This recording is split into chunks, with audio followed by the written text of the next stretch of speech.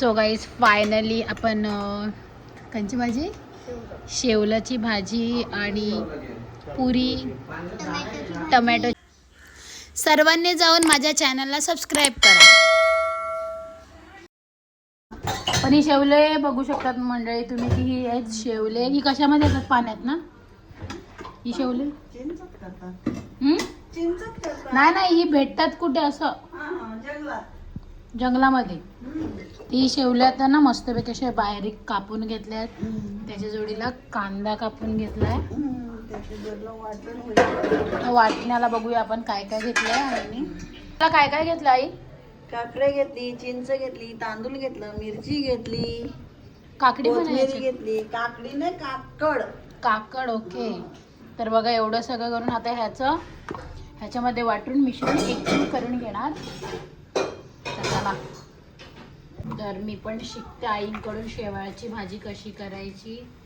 आणि first time मी खाणार आहे शेवाळी. बघूया आता. आपण वाटायला घेतलंय जेवढं आपल्याला आईने सांगितलेलं.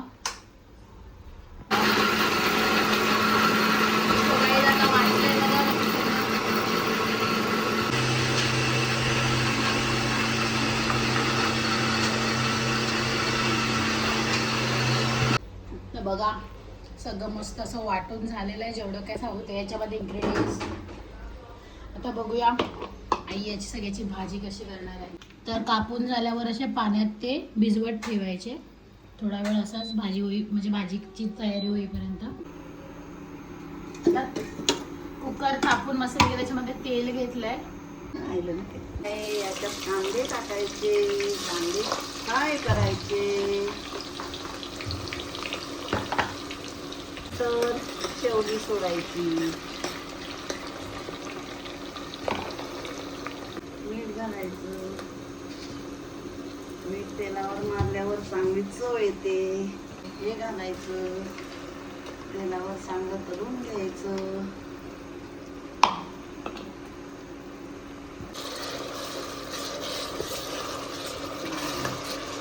कांदा लाल पडल्यावर मसाला सोडायचा. लाल मसाला घरचा आपला तो टाकायचा. मग हळद घालायची, गरम मसाला घालायचा. मसाल्याला पाणी सुटलं मग शेवलं घालायची. मसाल्याला चांगलं पाणी सुटलं पाहिजे, लाल लाल लाल लाल. मसाल्याने पाणी सोडला पाहिजे. पाणी सोडल्यानंतर आपण शेवळी टाकायची.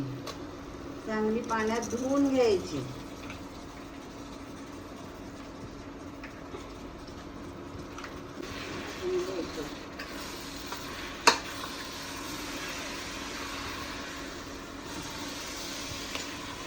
आला ना कलर बघ आला. असा पाणी ओतून द्यायचा.